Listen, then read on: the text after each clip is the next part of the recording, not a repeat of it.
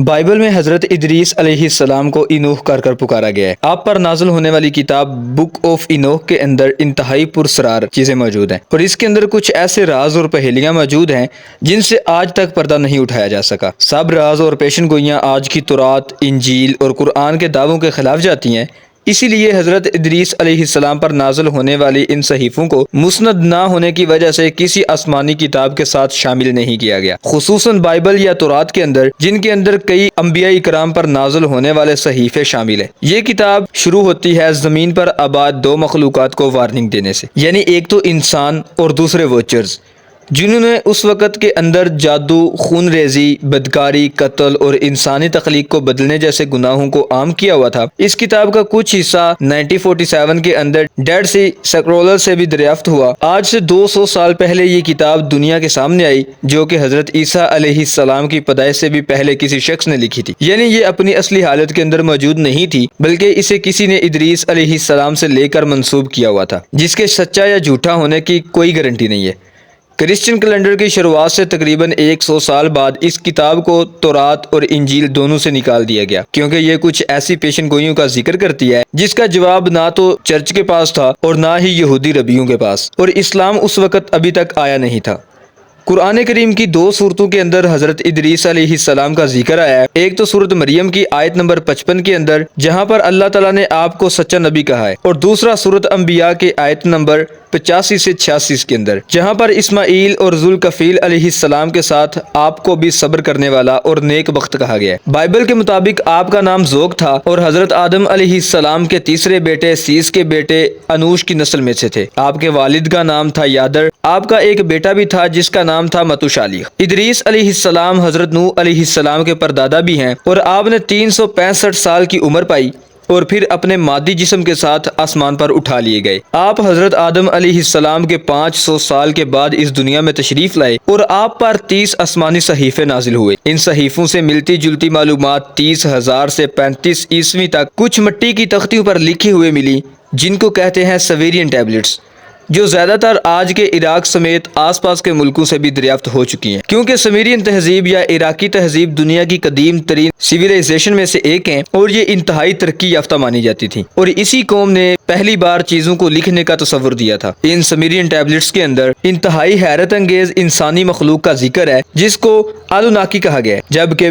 Book of Enoch کے اندر اس مخلوق کا ذکر نفلینز کے نام سے موجود ہے۔ بائبل میں جینیسس 21 سے 24 حضرت ادریس علیہ السلام کے بارے میں بتاتی ہیں کہ وہ خدا کی تلاش کے اندر آسمانوں پر نکلے اور اللہ نے انہیں وہاں پر روک لیا، بلکہ یہی بات قرآن پاک میں بھی موجود ہے، جس کے مطابق حضرت ادریس علیہ السلام کی روح کو اللہ نے چوتھے آسمان پر قبض کر لیا، یعنی قرآن کے مطابق ہم نے ان کو اونچی جگہ پر اٹھا لیا، اور سفر معراج پر آپ صلی اللہ تعالی علیہ وآلہ وسلم نے ان سے چوتھے آسمان پر ملاقات بھی کی تھی۔ ابن کثیر قصص الانبیاء کے اندر بھی یہ بیان کیا ہے کہ حضرت ادریس علیہ السلام نے ایک بار یہ خواہش کی کہ میں موت کے فرشتے سے جاننا چاہتا ہوں کہ میری کتنی زندگی باقی ہے۔ جب وحی کا فرشتہ آیا تو آپ نے اپنی خواہش کا اظہار کیا، تو یہ فرشتہ آپ کو لے کر چوتھے آسمان پر ملک الموت کے پاس پہنچا۔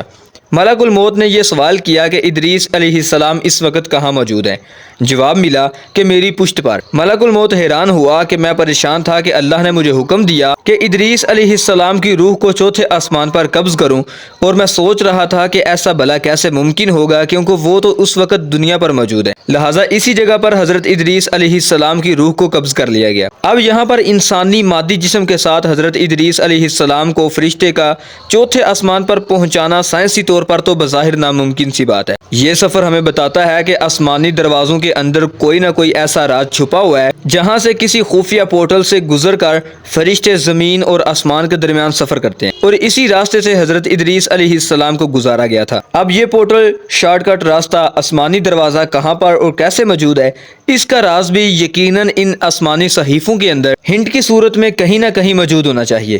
اسی لیے کانسپریسی تھیوری بہت مشہور ہے، جس کے مطابق امریکہ نے جب عراق پر حملہ کیا تو اس کے پیچھے وجہ صرف آئل یا مسلم دنیا کا اتحاد نہیں تھا، بلکہ یہ سمیرین ٹیبلٹس بھی تھیں، جنہیں وہاں سے چرا کر برطانیہ اور امریکہ منتقل کیا گیا، جن میں سے زیادہ تر کو ابھی تک دنیا کے سامنے لایا ہی نہیں گیا، جبکہ جو دنیا کے سامنے موجود ہے وہ صرف ایک عراقی میوزیم میں موجود ہے۔ اور باقی امریکہ اور برطانیہ کے اندر ہیں، کیونکہ یہ لوگ مانتے ہیں کہ انہی ٹیبلٹس کو ڈی کوڈ کر کے آسمانی راستوں کے راز کو سمجھا جا سکتا ہے، جنہیں حضرت ادریس علیہ السلام نے اس فرشتے کے ساتھ طے کیا تھا۔ اب یہاں پر ایک بات جاننا انتہائی ضروری ہے کہ چوتھے آسمان پر پہنچتے وقت حضرت ادریس علیہ السلام کی روح کو قبض کر لیا گیا، یعنی اگر یہ راستہ تلاش بھی کر لیا گیا تب بھی انسانی مادی جسم اس کی سختیوں کو برداشت نہیں کر سکتا۔ بک آف اینوک کے اندر لکھا ہے کہ اللہ تعالیٰ نے حضرت ادریس علیہ السلام کی آنکھوں سے آسمان کا پردہ اٹھا لیا تھا تاکہ وہ ہماری نشانیوں کو دیکھ سکیں۔ یہاں یہ بات بالکل واضح ہے کہ اللہ نے یہ پروٹوکول خود حضرت ادریس علیہ السلام کو دیا تھا، یہ عام انسان کی پہنچ کے لیے بالکل بھی نہیں ہے۔ یعنی اگر آج کا انسان اس راز کو جان بھی لے تو وہ پردہ بالکل اس کی آنکھوں کے درمیان رہے گا جیسے دنیا کے باقی انسانوں کے لیے۔ اب یہ پردہ موجودہ بلیک ہولز بھی ہو سکتے ہیں یا کوئی اور آسمانی دروازہ، پورٹل، واللہ اعلم۔ بک آف اینوک کے 5 حصوں کو تقسیم کیا گیا ہے جس کے اندر کافی حیرت انگیز دعوے کیے گئے ہیں۔ پہلا حصہ اس کا کہلاتا ہے بک آف واچرز، جو 300 قبل وسیع کے اندر لکھا گیا تھا، اور اس کے اندر بھی بیان ہوتا ہے کہ آسمان پر موجود کچھ فرشتے جنہیں ووچرز کہتے ہیں، حضرت ادریس علیہ السلام کے والد کے زمانے میں زمین پر انسانی شکل کے اندر ایک پہاڑ پر اترے اور ان کی تعداد 200 تھی۔ ان کے سردار فرشتے نے باقی 199 سے یہ وعدہ لیا کہ ہم سب مل کر انسانوں کی نسل کو بگاڑیں گے، انہیں نئے نئے گناہ سکھائیں گے۔ لہٰذا انہوں نے طرح طرح کے گناہ یعنی انسانی تخلیق کو بدلنا، انسان اور جانوروں کا ملاپ کروانا، فحاشی کو پھیلانا، اسلحہ یعنی تلواریں، ڈھالیں اور زیور بنا کر سنورنا سکھایا، جو کہ انسان اس سے پہلے نہیں جانتے تھے، تاکہ وہ آپس میں لڑ کر ایک دوسرے کو قتل کر سکیں۔ اسی نے بت بنانا سکھایا جس نے حضرت نوح علیہ السلام کی قوم میں شرک اور بت پرستی کی شروعات رکھی۔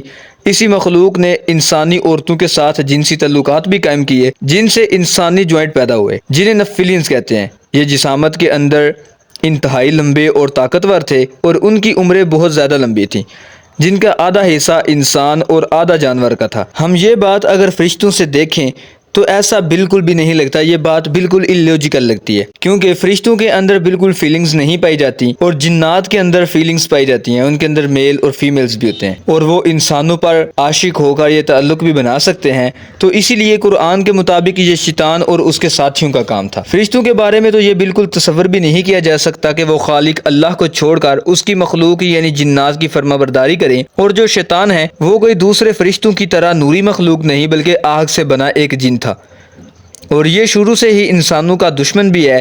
تو ظاہر ہے کہ جب شیطان کو زمین پر اتارا گیا تو اس کے ساتھ اس کے ساتھی بھی موجود تھے جو کہ فرشتے نہیں بلکہ شیطان ہی تھے، اور یہ بات کس حد تک صحیح یا غلط ہے یہ تو اللہ ہی بہتر جانتا ہے۔ تو دوستو اس بارے میں آپ کا کیا خیال ہے؟ اپنی قیمتی رائے کا اظہار کمنٹ سیکشن میں ضرور کیجیے گا۔ تو آئی ہوپ کہ آپ کو یہ ویڈیو ضرور پسند آئی ہوگی، اور اگر آپ اسی طرح کی انٹرسٹنگ ویڈیو دیکھنا اور سننا پسند کرتے ہیں تو چینل کو سبسکرائب کریں۔ Thanks for watching this video. اب ہم ملتے ہیں اسی طرح کی نیو انٹرسٹنگ ویڈیو میں، تب تک کے لیے اپنا بہت سا خیال رکھیے گا۔ اللہ حافظ۔